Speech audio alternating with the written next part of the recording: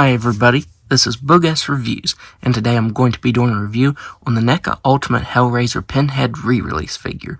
So before we take a look at Pinhead, let's take a look at the accessories that he comes with. So first up, he comes with a set of open hands. Up next, he comes with these open hands for holding the lament configuration. Up next, he comes with the closed lament configuration, and he could actually hold this in his hand very well. Here the lament configuration is next to the previous one, the old one, and I think that the new one looks a lot better. The colors are darker on it, and the details are a lot more crisp. On this older one, you can see that a lot of the details are kind of blurry and not quite clean, and on this new one, it's definitely refined. It looks a lot better. So yeah, I think the new lament configuration looks a lot better. I also think that the hands on the new Pinhead look a lot better.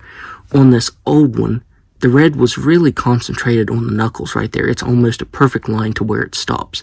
And on the new one, it's more of a pinkish color, and it's a lot more subtle, and it doesn't just stop right here. I think it's panned a lot better on this new one. Up next, you get the open lament configuration, and that looks very nice. I couldn't find my old open one to compare it, but the colors are probably different. Like I said, this new one's darker, and the details are more crisp on it. Up next, he comes with accessory holding hands. Up next, you get two of his tools, this bone saw looking instrument and this knife, and the blood paint on them is a lot better than the previous one. The blood is a lot more prominent and the color is a lot better on these. So this looks really good. He also comes with the hook knife, and again, the blood paint on this is done a lot better than on the previous version. You can also hook the instruments there on the rope that's attached on his lower torso right there. That looks really cool. And finally, he comes with this alternate angry head sculpt, and this head sculpt is done so much better than the previous angry head sculpt. Since it is the same sculpt, you do get this misaligned pin right here on the bottom left of his chin. But yeah, this new head sculpt looks so much better than this previous version.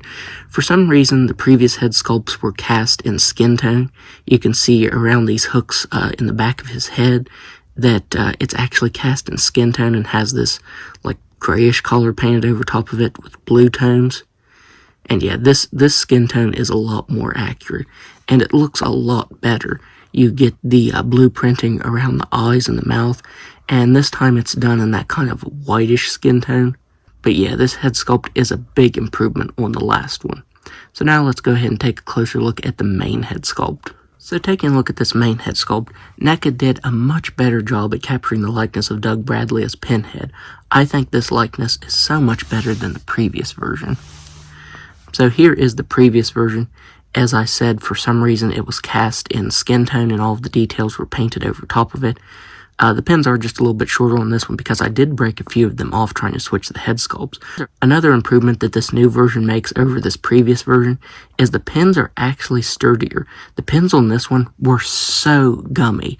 Anytime he'd just be like face down if he fell over, then all the pins would either be smushed or broken. So yeah, I did have to repair quite a few of these, even just from him falling over or just switching the head sculpt out. Some of the pins ripped. But yeah, on this new version, the pins are actually pretty sturdy. You can see that I'm putting a little bit of pressure on it, and they're not bending. So that is really good. This likeness is much better, the pins are a lot better, and the paint is a lot better. You can see that it also has like some brownish tones painted over top of the new one. Yeah, that one just looks so much better. It's crazy how much of an improvement this reissue is.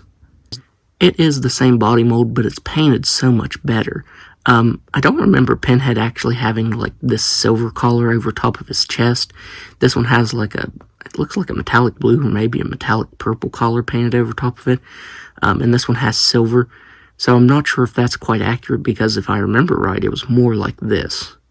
But, I mean, it doesn't look bad. It does highlight all of the sculpted details there on the chest. You can also see that the pieces of his skin that are peeled off and attached, I feel like the blood paint on them is a lot more realistic. It's more of a darker red color. And this one was just this very glossy, bright red color. I didn't like the way it looked. It looked very cartoony and not realistic. And the blood on this one looks a lot better. You can see that the hooks keeping his skin right there are done in a nice silver. These were also painted in silver, but a lot of the red was showing through, so you couldn't really tell. So that's painted better. The opening of his suit here near the stomach is painted a lot better. Another difference is on this old Pinhead, you get this rope that's ran through up here, and then I think that's his belly button that the rope is ran through. And on this one, it's glued down. On this old version, it was just knotted through the holes, and on this one, it's glued. And you can see that the rope kind of sticks out. It kind of comes out like that. I wish it wasn't so stiff up here from all the glue they used, and they also glued it down here too. So it does help keep his instruments sitting right, because with this rope, it'll just move up and down freely because it's only tied up here. It's not glued anywhere else. So I do like that they glued it down here, but I do wish they would have glued it just a little bit better up here. That way it isn't sticking so far out from his torso there. The back of the figure is pretty much the same. His suit has some really amazing texturing and sculpt to it. I do feel like the hooks on his back on this new version, the silver is a little bit more prominent than on this one.